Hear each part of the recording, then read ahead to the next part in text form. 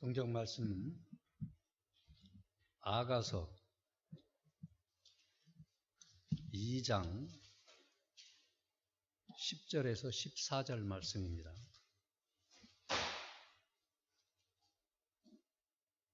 아가서 2장 10절에서 14절 읽겠습니다. 내 사랑하는 이가 내게 말한다. 나의 사랑, 나의 어여쁜 자야, 일어나 함께 가자. 보아라, 겨울이 지나고 비도 그쳐 지나갔으며 땅에는 꽃들이 피고 노래하는 계절이 이르러 산비둘기 소리가 우리 땅에서 들려오는구나. 무화과나무에는 푸른 열매들이 익어가고 포도나무에는 꽃이 피어 향기를 내뿜고 있다. 나의 사랑, 나의 어여쁜 자야, 일어나 함께 가자. 바위 틈 낭떠러지 은밀한 곳에 있는 나의 비둘기야, 나로 너의 얼굴을 보게 하며 내 음성을 듣게 하여라. 내 음성은 감미롭고 얼굴은 아름답구나. 본문 그 말씀 10절 그 둘째 줄에 보면 나의 사랑, 나의 어여쁜 자야, 일어나 함께 가자라고 하였고 13절 다섯째 줄에도 나의 사랑, 나의 어여쁜 자야, 일어나 함께 가자라고 하였습니다. 그러므로 이 구절을 중심으로 해서 본문의 말씀을 나의 어여쁜 자야, 함께 가자라는 제목으로 증거하겠습니다. 이 아가서는 우리 목사님 강에서 첫 장에 보면 이 아가라는 의미가 노래 중에 노래라는 뜻으로 노래 중 가장 뛰어나고 귀한 노래라는 의미라고 하였고 그리스도와 성도의 관계를 비유적으로 하신 말씀이라고 하셨습니다. 그리고 이걸 육적으로 이용하면 거룩한 것을 속되게 하는 것으로 죄를 범하게 된다. 우리는 솔로몬 왕과 술라미 여자의 관계를 통해서 예수님과 성도와의 신령한 관계를 배워야 한다라고 기록해 놓으셨습니다.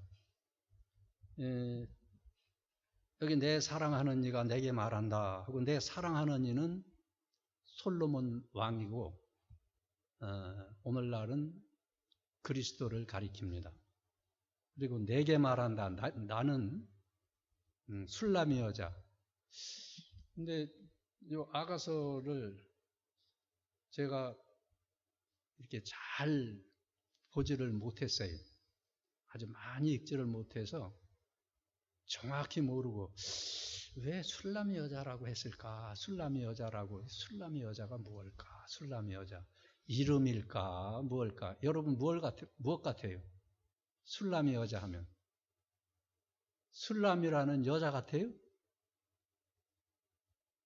그런데 이거 이렇게 잘 찾아보면 6장에 보면 술람이 여자가 나와요.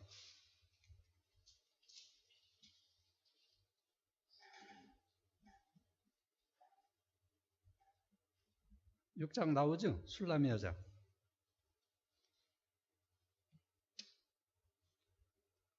그 술람이는 어느 한 지역, 수냄 여인이라든지 사루밭댁 과부라든지 사루밭이라는 그 지역 이름이라고 합니다.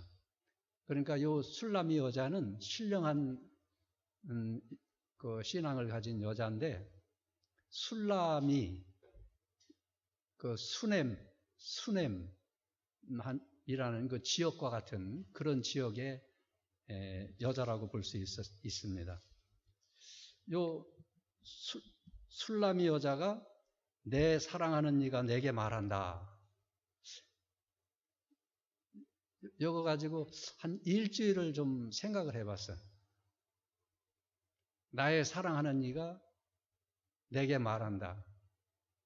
나의 사랑하는 이는 솔로몬, 이 당시 술람이에게는 솔로몬 왕이고 오늘날 우리에게는 그리스도. 내가 사랑하는 그리스도께서 내게 말한다. 이 술람이 여자는 왕이 자기에게 말하는 말을 알아들었어요. 오늘날 우리는 예수님께서 하시는 말씀인 것을 믿고 알아요.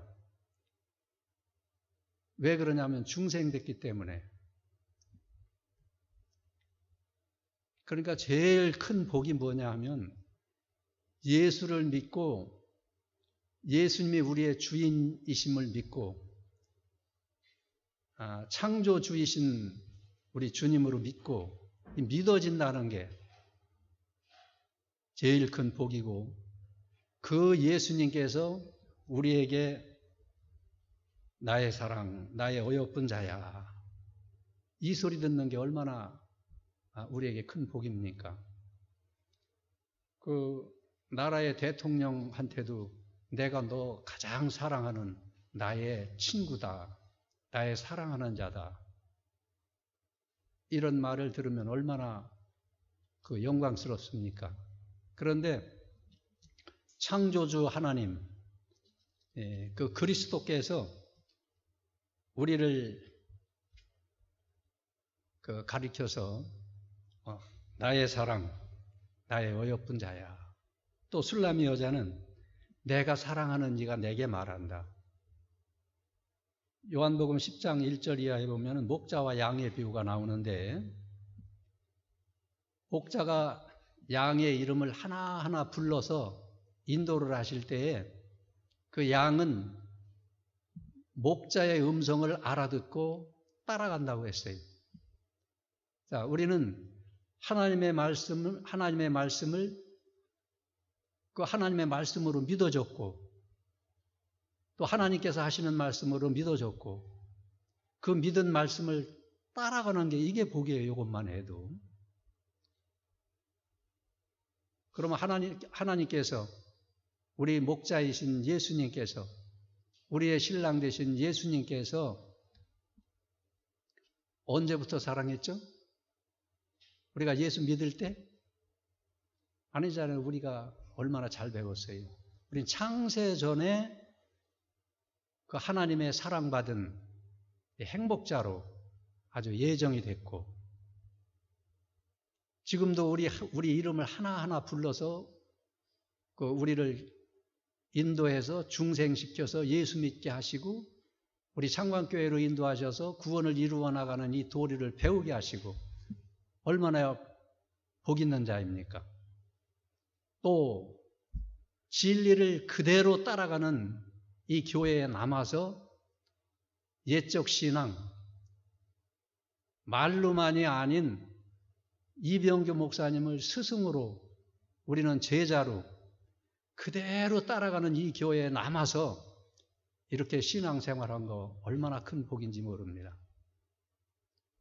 어제도 우리 교단이었던 그 목사 설교를 누군가가 보내줘서 나는 그런 거 잘 안 듣는데 들어보니까 666에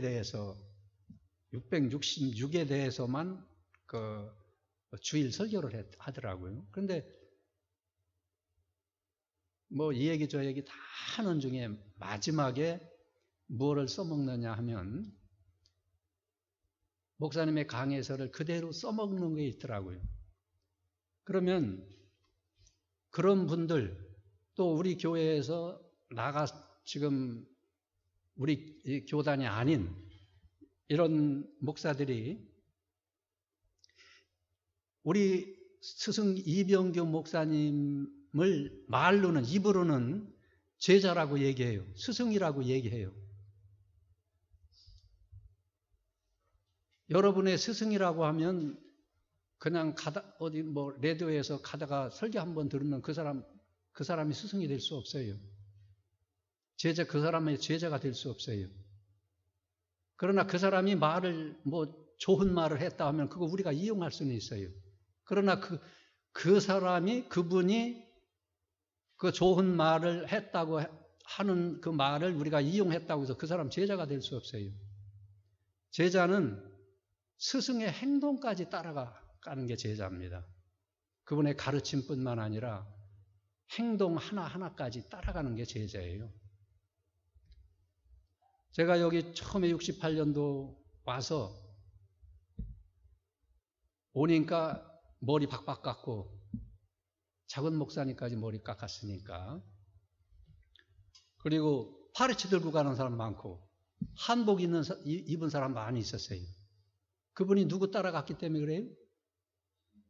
김형복 목사님이라고 하시는 분은 정말 참 스승으로 믿고 하나님의 말씀을 받아 은혜를 받고 그 다음에 그분이 하시는 행동까지도 너무 좋아서 따라간 거예요. 이것이 제자요. 이것이 스승입니다. 그냥 내 실력으로는 이 성경 전체를 해석할 수 없고 알 수 없으니까 뒤적뒤적 하다가 이 강에서 보고 저 강에서 보고 거기에 이 강에서 이거 이용하면 좋겠다 해서 그것 전하는 사람, 자기 실력이 그만하니까 이용하는 거예요. 그 백영희 목사님은 행정과 그 스승의 행동을 따라가지 않고 그 가르치는 사람은 밥벌이 하기 위해서 이용한다고 그랬어요. 밥벌이 수단으로.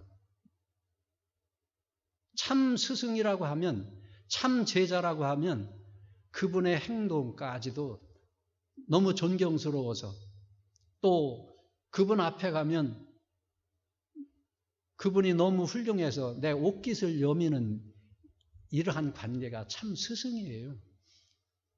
자, 이런 우리 주님께서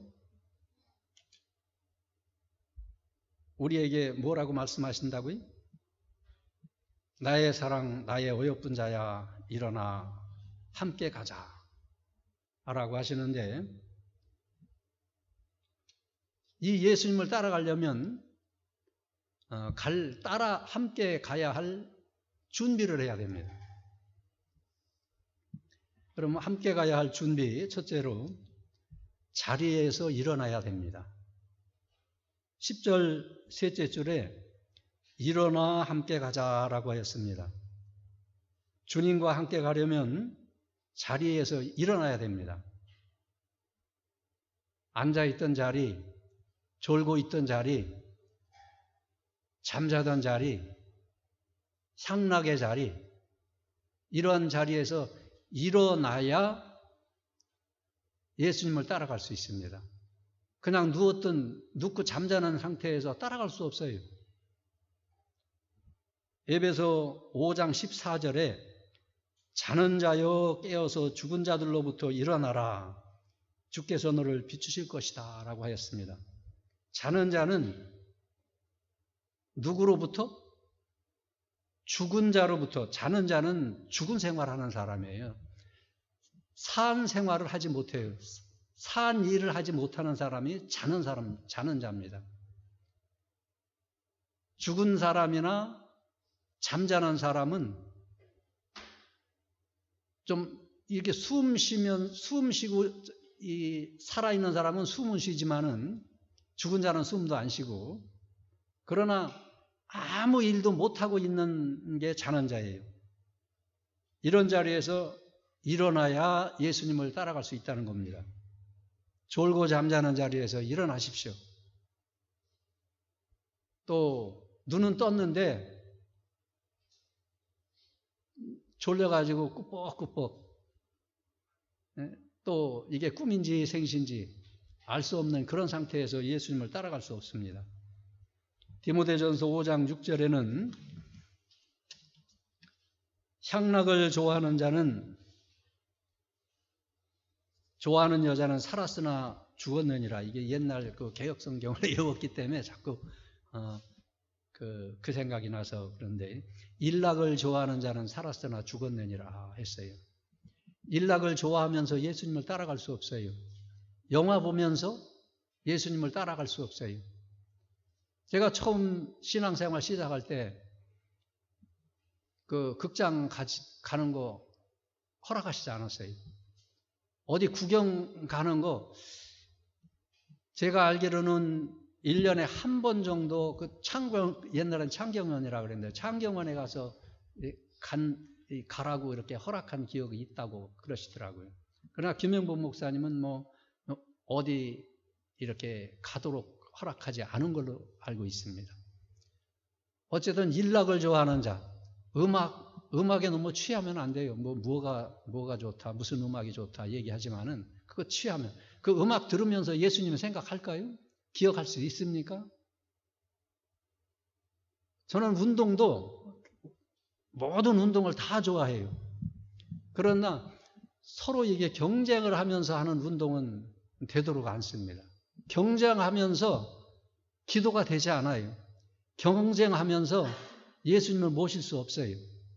그래서 나 혼자 이렇게 무슨 걷는 운동을 한다든지 이런 거 얼마든지 걸으면서 예수님과 동행할 수 있잖아요. 이런 거 운동을 하는데 경쟁하면서 하는 거는 좀 하지 않으려고 해요. 또 하지 않고 있어요, 지금. 할 수도 없지만 나이도 이제 있고. 이렇게 일락을 좋아하는 자는 살았으나 죽었느니라. 이 자리에서 일어나야 됩니다. 뭐 좋아하는 거 일어나야 됩니다. 다음에 주님과 함께 갈 준비. 둘째, 있던 자리에서 떠나야 합니다. 있던 자리는 육신 중심, 자기 중심, 세상 중심의 자리입니다. 자기 중심의 자리에서 일어나야 돼요. 나를 위해서 내가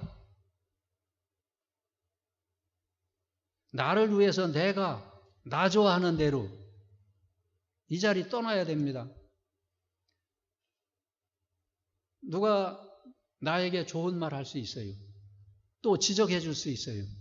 여러분 그 잘못을 지적해 주는 사람 좋아요, 나빠요? 아마 들을 때는 좋아하지 않을걸? 그러나 듣고서 좀 새겨보세요. 내가 참 그런 사람인가? 그 당시에는 그다지 좋지 않더라도 좀 생각해 봐요. 자기 중심으로 생각하니까, 자기가 제일이니까 섭섭하고, 그거로 인해서 시험받고, 친구 간에 생각이 다 틀려서, 의견 틀려서 말다툼 할 수 있어요. 그거로 인해서 그 사람이 미워진다든지, 아주 원수처럼 생각한다든지, 그래서는 안 돼요. 그거 자기 중심이에요. 배경희 목사님은 자기 중심이 악이라고 그랬어요. 악이 뭐냐 하면 자기 중심이 악이다. 자기 중심으로 사는 게 악이다. 자, 이 자리를 떠나야 합니다. 근데 이 자리 떠나기 어려워요. 거기가 아주 습관에 대해서 그게 제일 익숙해져서 내가 나를 위해서 그저 나 좋아하던 대로 이렇게 계속 여러분 나이 30이면 30년 동안 40이면 40년 동안 그런 생활을 했기 때문에 그 자리 떠나기가 아주 어려워요. 그러나 떠나야 합니다. 아브라함은 하나님의 말씀을 떠나기 위해서 본토 친척 아비 집을 떠났어요. 인정선, 물질선, 또 생명선 떠났습니다. 이 자기 중심, 자기를 위한 것 떠나야 예수님이 가자 하는 곳으로 갈 수가 있습니다. 떠나십시오. 다음은 주님과 함께 갈 시기입니다. 만사는 다 시기가 있어요. 기회가 있어요. 여러분이 여기에서 성경 말씀을 배우는 거 기회가 있어요. 조 장로님한테 성경 말씀 배우는 거, 우리 김창원 목사님한테 배우는 거 기회가 있습니다. 우리 이병기 목사님한테 배우던 50년 조금 못 배웠는데 50년 정도를 이병기 목사님한테 배웠는데 결국은 이제 이병기 목사님 그 설교 말씀 들을 수 없어요. 그래도 그나마 그분께서 써놓으신 강해서나 설교집이 있으니까 우리가 그 신앙 그대로 따라갈 수가 있는데 기회가 있습니다. 그러면 주님과 함께 갈 시기는 언제입니까? 첫째로 겨울이 지나고 비가 그친 때입니다. 11절에 보아라 겨울이 지나고 비도 그쳐 지나갔으며 라고 하였습니다. 겨울은 꽁꽁 얼어서 또 미끄럽고 집에 방 안에 가만히 있는 때입니다. 영적으로는 그 감동이 없는 때, 감동 감화받지 못하고 맹맹하고 하는 그때를 가리키고, 또 비가 오는 날에는 밖으로 나가지 않잖아요. 그런데 이러한 비도, 지루하게 내리던 비도 그치고 이제 초목이 소성할 때 봄이 됐다는 것입니다. 이때 주님께서 함께 가자라는 것입니다. 이 시기는 구약의 엄격한 그 율법 시대가 지나고 신약의 은혜로운 시대가 됐다는 것입니다. 예수님께서 십자가 부활로 이루어 놓으신 명백한 계시로 인해서 은혜로 구원받고 구원을 이루어 나가고 천국의 소망을 가지고 하나님 나라가 이루어져서 사는 이 시대, 고린도후서 6장 2절에 은혜 베풀 때에 너를 듣고 구원의 날에 너를 도왔다 하셨으니 보라 지금은 은혜 받을 만한 때요 보라 지금은 구원의 날이로다 라고 하였습니다. 이때 은혜를 헛되이 받지 말아야 합니다. 후회해도 소용없습니다. 사경회 때 사경회에 참석하고 주일 예배, 여러분들은 항상 뒤에서 제가 보지만은 빠지질 않더라고요. 잘하는 겁니다. 기도할 때 마음대로 기도하고 성경을 바로 배우는 것이 얼마나 귀한지 몰라요. 옳다 아니다 하라. 이에서 지나는 것은 악으로 쫓아나느니라 하고 우리가 옳은 것은 옳다, 잘못된 것은 잘못됐다 규정하고 판단하고 나가야 되는데 성경을 바로 배우면 바로 살 수가 없어요. 바로 할 수가 없어요. 옳은 것을 옳다고 해야 되는데 어제 그저께 다른 교회 그 권사님 한 분을 만났는데 뭐 주의를 지금은 대다수가 교회가 안 지키는데 꼭 장로님 교회처럼 그렇게 지켜야 되느냐 그러더라고요. 그러면서 그래서 그러면은 그 옛날 신앙, 초대교회 신앙, 청교도 신앙인들이 주일 지키다가 순교당한 거 이거 헛된 죽음이냐. 그리고 옛날에 팥이면은 지금도 팥이래야 되고 옛날에 콩이면은 지금도 콩이래야 되지. 아니 팥이 시대에 따라서 콩이 될 수 있고 콩이 시대에 따라서 팥이 될 수 없다. 옛날에 우리 대한예수교 장로회 헌법에 보면은 주의를 어떻게 지키라는 게 있어요. 그거를 옳다고 목사 안수 때 장로 안수 때 서약을 해놓고 지금 와서 안 지켜도 된다고 하는 거는 그럼 왜 서약을 했어요? 서약하지 말아야지. 나는 그거 안 믿습니다 해야 되지. 그럼 장로 되려고 목사 되려고 거짓말 서약한 거잖아요. 그래서 왜 그런 헌법은 안 보고 지금 와가지고 막 거의가 주일 지키지 않으니까 안 지켜야 옳다 하고 얘기를 하느냐 하면서 얘기를 하면서 제가 가르쳐 줬는데 성경을 바로 배워야지.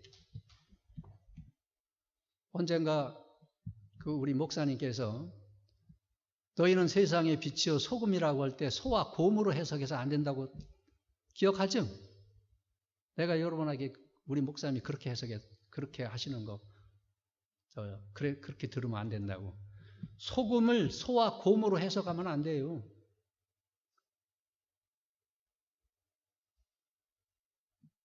어떤 사람이 시를 읊는데 여러분 뭐가 틀렸나 봐보세요.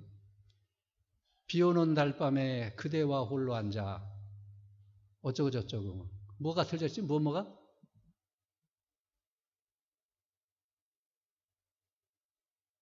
귀가 좀 은은하게 들리긴 들려요? 비 오는 달밤에 그대와 홀로 앉아. 뭐가 틀렸어요? 비 오는 달밤이 틀렸고 그대와 둘이 앉아야지 홀로 앉는다는 게 틀렸잖아요. 근데 그게 잘 됐다고, 그 시가 잘 됐다고 읊으면서 눈을 지그시 감고 감동을 받는다고 해서 그게 진짜 감동이냐. 비 오는 달밤에 그대와 홀로 앉아 그 시절을 읊어도 잘했다. 야, 그거 참 감동적이다.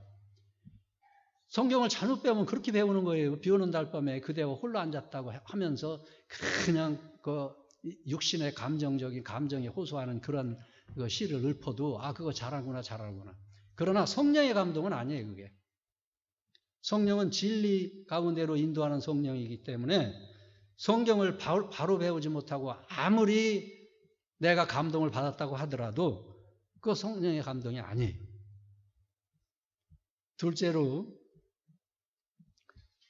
주님과 함께 갈 시기, 꽃이 피고 산비둘기 소리가 들릴 때입니다. 본문 12절에 땅에는 꽃들이 피고 노래하는 계절이 이르러 산비둘기 소리가 우리 땅에서 들려오는구나 라고 했습니다. 우리나라는 꽃 피는 계절이 4월 5월경이에요. 우리 어려서 5월 달에 되면은 소풍 갔어요. 그 소풍을 뭐라고 했느냐 하면 원적 간다 그랬어요. 도시락을 변토 싸, 이제 그 당시 이제 일제 잔재가 있었기 때문에 변토 싸가지고 간다 그랬고. 그때가 얼마나 좋은지 몰라요. 날라라 새들아 푸른 하늘아 달려라 냇물아 뭐 하면서 노래를 부르면서 소풍 가고 했어요. 이때가 이 주님과 함께 갈 시기고 또 실제로 이 농사하는 사람들은 농사를 시작할 그런 시절입니다. 그리고 노래하는 계절이 이르러 산비둘기 소리가 들려온다라고 했는데 이 산비둘기 소리는 성령으로 감동, 감화, 역사하는 이런 시대가 왔다는 것입니다. 구약시대에도 그러니까 구약시대에서 신약시대로 들어왔다는 말씀이에요. 구약시대에도 성령의 역사가 있었죠. 그러나 신약시대는 그 보편적으로 누구에게나 다 임해서 세상 끝날까지 함께 하셔서 심신을 감동시키고 감화시키시는 이런 성령이십니다. 그렇기 때문에 하나님의 말씀을 순종한 만큼 우리에게 임한 성령이 충만하게 돼요. 온전히 순종하면 성령 충만, 70% 하나님의 말씀을 순종하면 70% 충만. 이렇게 성령 충만할 수 있는 이 시대에 우리 주님 예수님께서 함께 가자는 것입니다. 다음 예수님과 함께 갈 시기 셋째, 무화과 나무가 익어갈 때입니다. 13절에 무화과 나무에는 푸른 열매들이 익어가고 라고 했습니다. 무화과 나무는 유대 나라를 가리키고 그 열매가 익어간다고 했는데 구약교회에서 그리스도가 나시고 그리스도로 말미암아 구원 역사가 일어날 것을 가리킵니다. 그리고 유대 나라가 주 70년에 멸망해서 1948년 5월에 독립을 했는데 지금으로 계산하면 71년 정도 된 것 같습니다. 근데 유대 나라가 독립되면 마태복음 24장 32절에 보면은 예수님의 재림이 임박한 줄 알아라 라고 했어요. 예수님의 재림이 임박한 이 시대가 우리 예수님과 함께 갈 시기예요. 요 기회 놓치면 예수님 재림하시면 예수님과 함께 할 시기 놓치는 겁니다.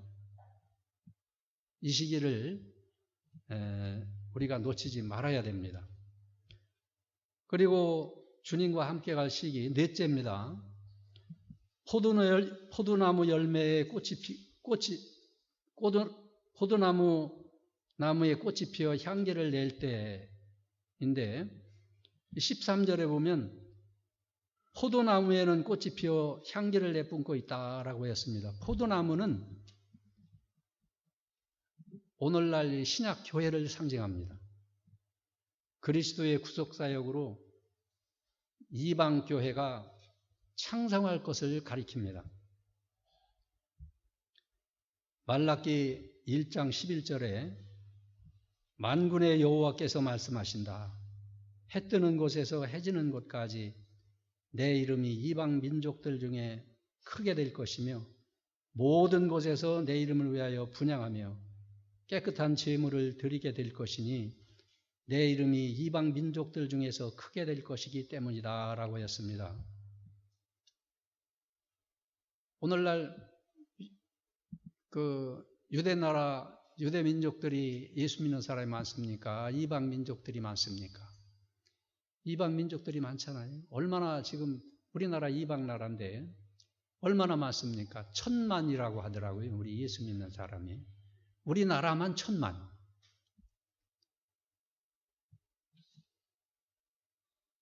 이때가 우리가 주님과 함께 갈 시기입니다. 다음은 주님과 함께 갈 장소입니다. 주님과 함께 갈 장소는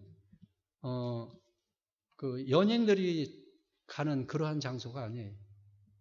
또 아이들 데리고 가는, 또 부부가 가는 그런 장소가 아닙니다. 친구와 같이 가는 그런 장소 아니에요. 여행 많이 가죠. 일본도 가고 뭐 어디도 가고. 저는 비행기 한번 못 탄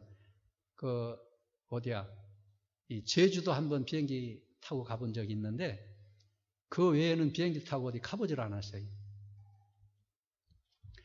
이러한 뭐 동남아 뭐 어디 뭐 이런데 유럽 뭐 어디 뭐 좋다고 하는데 우리 목사님은 뭐니 해도 구경 중에 뭐가 제일 좋다고 그랬어요? 하나님 구경이 제일 좋다고 했어요. 자, 예수님과 우리 함께 갈 장소는 이런 곳이 아닙니다. 그럼 어떤 장소냐 하면 첫째로 바위 틈 낭떠러지입니다. 14절에 바위 틈 낭떠러지 은밀한 곳에 있는 나의 비둘기야라고 하였습니다. 이 바위 틈 낭떠러지는 비둘기가 살기에 가장 안전한 곳입니다.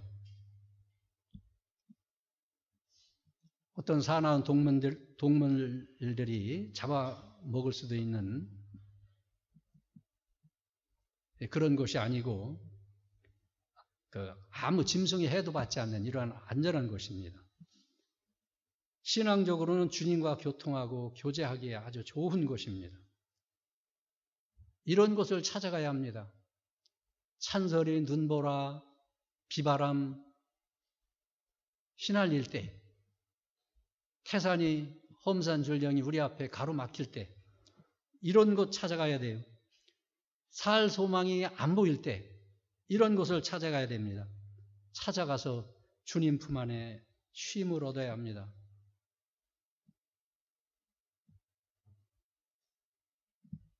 또 다음 주님과 함께 갈 장소는 은밀한 곳입니다. 본문 14절 두째 줄입니다. 은밀한 곳에 있는 나의 비둘기야 라고 하였습니다. 은밀한 곳은 사랑하는 사람 둘만이 만나서 교제하는 그런 곳인데 예수님과 교제하는 곳. 또 둘만이 교제할 때 사람 많은 곳에서 만나는 거 좋지 않잖아요? 은밀한 곳에 둘만이 만나는 게 좋죠. 예수님과만 사귐을 갖는 그런 곳을 좋아하고 찾아가야 합니다. 예수님 외에 다른 것 사랑하면 간음하는 여인과 같다고 했어요. 우상이 뭐라 그러죠? 하나님보다 더 사랑하고 더 지배받고 그런데 그 말씀 속에는 예수님만 사랑해야지 예수님 외에 무엇을 조금 더 사랑하면 안 된다는 말씀이 포함되어 있어요. 우리 목사님 설교집이나 강에서 잘 보세요. 무슨 말씀이 있나? 하나님만 섬기겠노라. 하나님만 섬겨야 돼요. 예수님 외에 그러면 세상 조금만 사랑하면 됩니까? 예수님만 사랑해야지 예수님보다 더 사랑하고 그럼 예수님보다 둘째 번으로 사랑하면 됩니까? 여러분 사랑하는 아내가 나를 80% 사랑하고 20%는 다른 남자 사랑하는 거 그거 허락해요? 예수님만 사랑해야 됩니다. 이 자리를 찾기 위해서 우리 스승 목사님 사경예전에는 일주일 동안 산에서 기도하셨습니다. 명륜교회 개척하실 때 삼각산 산에 가만히 깔고 기도하시고 비 오는 날엔 우산 쓰고 기도하시고 눈 오는 날에 눈 쓸고 가만히 깔고서 기도하셨다고 합니다. 또 우리 창광교회 세우시고 봉원동 산에 내일 가셔서 기도하셨어요. 그때 저는 이제 뭐 총각되고 젊으니까 이제 그게 너무 좋아서 그 카시롱 입을 그 가벼운 이불 예? 무슨 이불이라고 하죠? 그거? 가벼운 거. 스펀지 이불 지금으로는 스펀지 넣어가지고 산 거. 카시미롱? 네, 카시미롱 이불.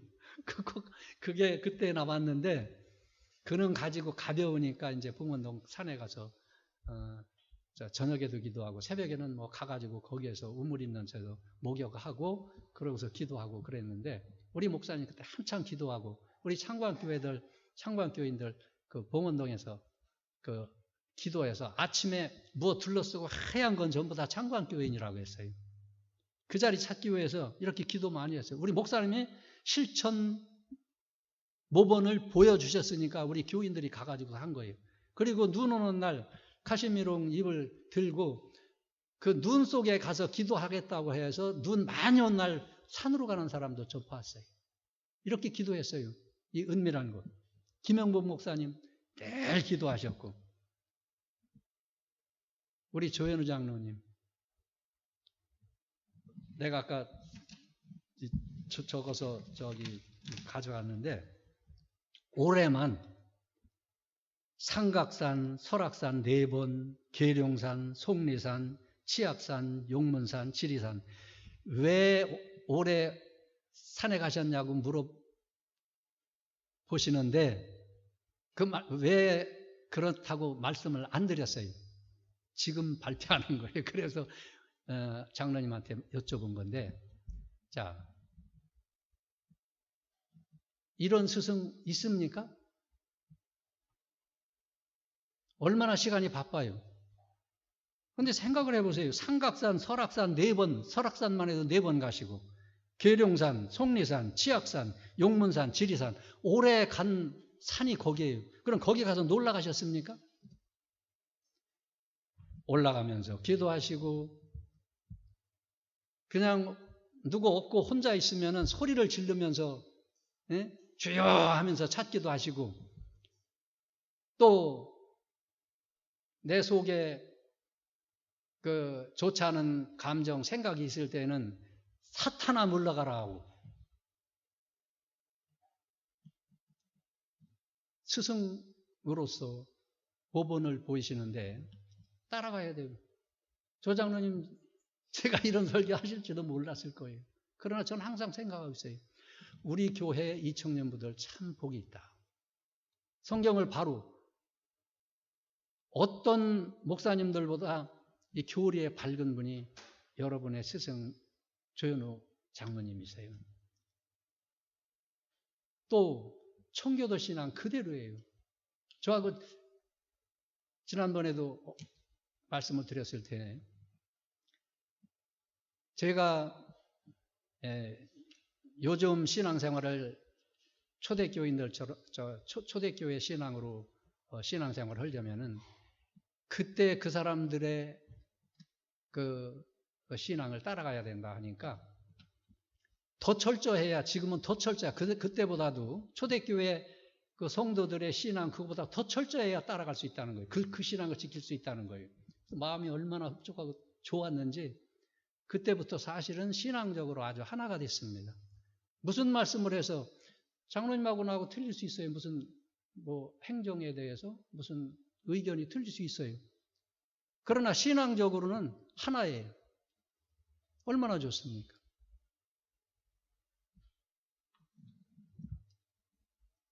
이런 은밀한 곳, 여러분도 이런 은밀한 곳을 찾아서 그 예수님과 함께 가셔야 됩니다. 그리고 우리 목사님께서 저 설교집이나 강의서에 보면은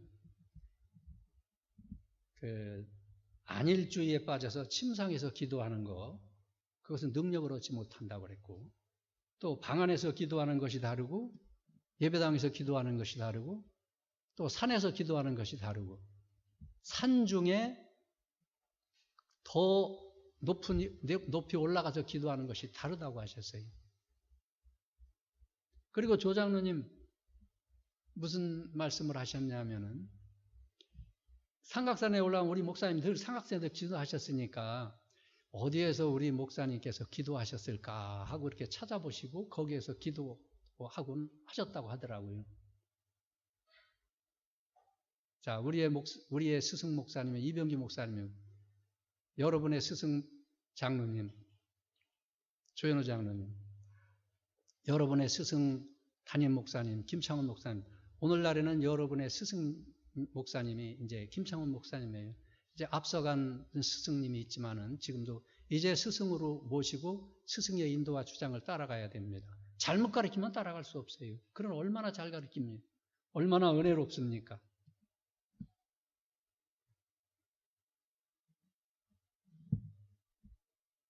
그리고 본문 12절에 산비둘기 소리가 들려온다라고 했는데 14절 셋째 줄에는 나의 비둘기야 라고 했습니다.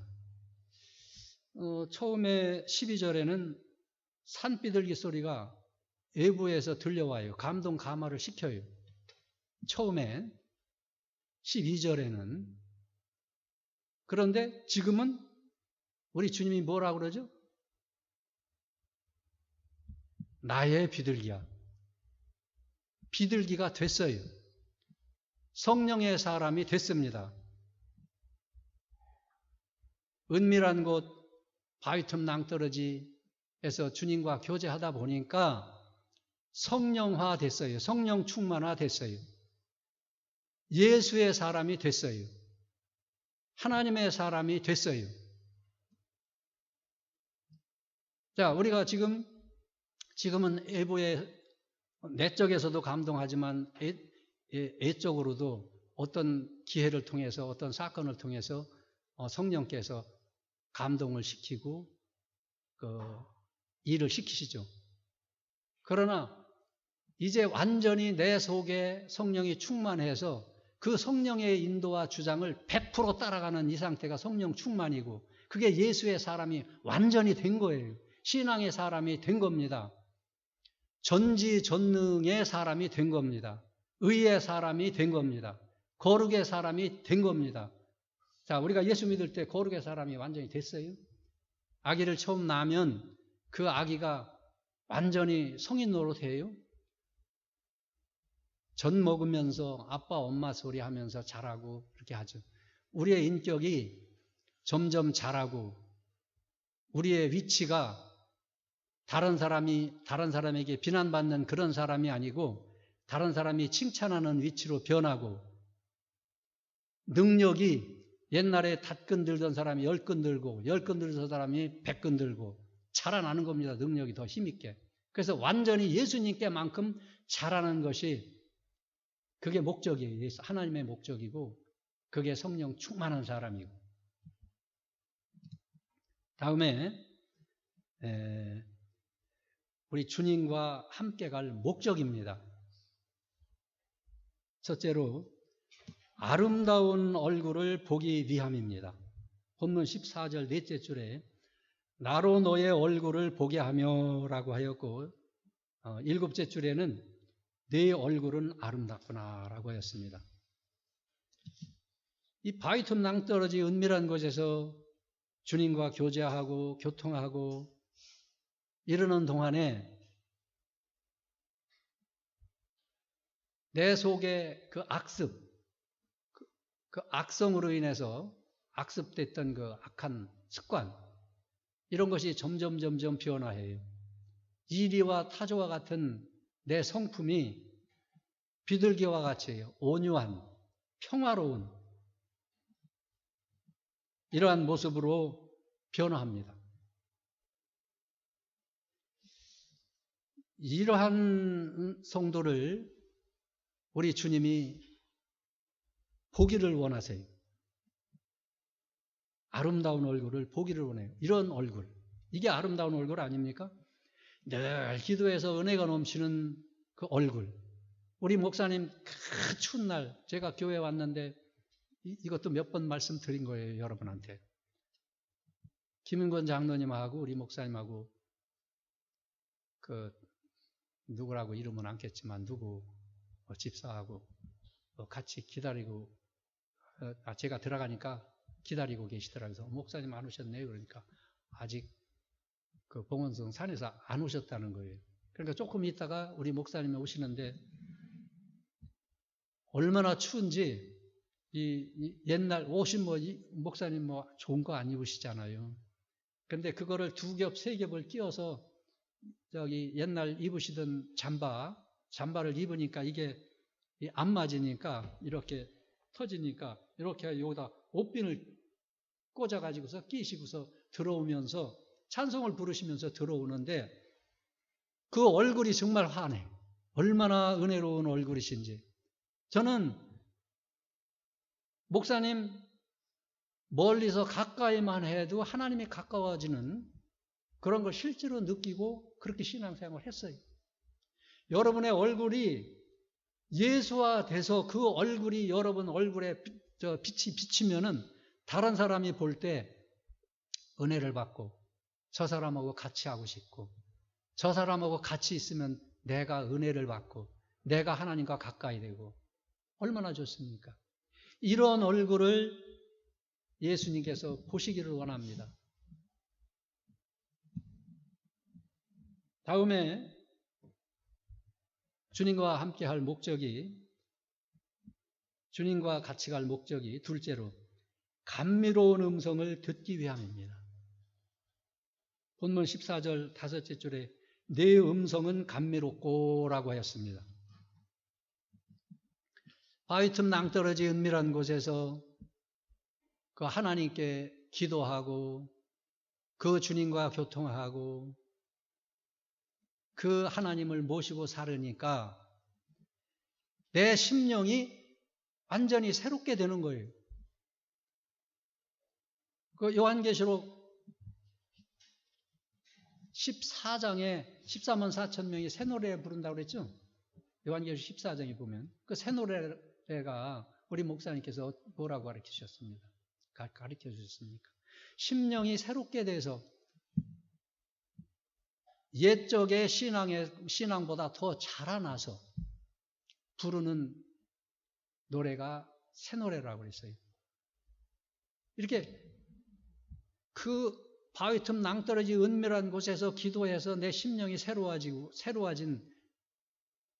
새로워져서 거기에서 하나님을 찬송하고 하나님께 기도하고 하나님께 또 때를 쓰는 거예요. 하나님, 저 이러이러한 그 앞에 산을 만났습니다. 어떻게 할까요?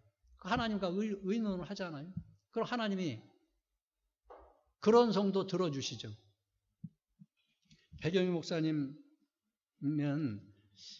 우리 목사님 계셨을 때는 저는 배경희 목사님 책도 안 보고 우리 목사님 책만 봤어요. 왜? 다른 사람이 걸어가고 다른 사람이 가르침을 받으면 조금이라도 목사님 그 가르침이 좀 거기에 좀 문제가 생길 것 같아서 다른 뭐 책 읽어 보질 않았어요. 그런데 왜 백영희 목사님 책은 봤냐면은 우리 목사님이 백영희 목사님을 2번이나 사경회 두 번인가 세 번인가를 초청해서 사경회를 하셨고 그분의 가르침 속에는 우리 목사님하고 대단히 같은 게 많아요. 세상 초월하고 또 구원만 하더라도 기본 구원, 건설 구원. 구원을 두 가지로 얘기하자면 성경을 해석할 수가 없다는 거예요. 어떤 데는 해산하는 수고를 해야 구원을 받고 이루어 나간다 한 데가 있고 또 믿음으로만 구원받는다 하는 거는 그럼 믿음으로만 구원받고 행위로 구원받는다면 틀리잖아요. 그러니까 이 구원에 대해서 두 가지로 해석하지 않으면 이 성경을 해석할 수 없다고 하시는 분이 그분이에요.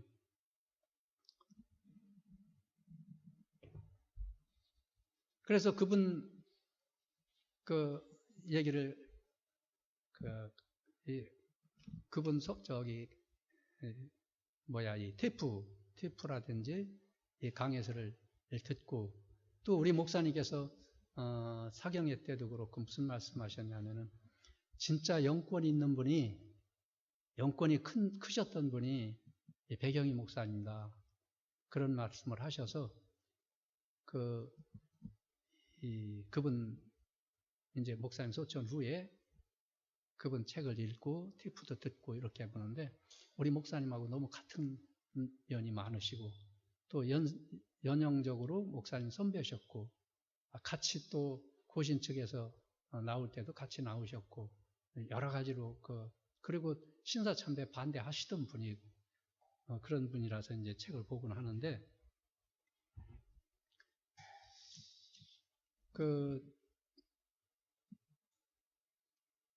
제가 왜 백영희 목사님 무슨 얘기 하다가 했는지 잊어버렸는데 하여튼 이분이 그 거창에서 사경회 할 때 2만 명 모일 때도 있었대요.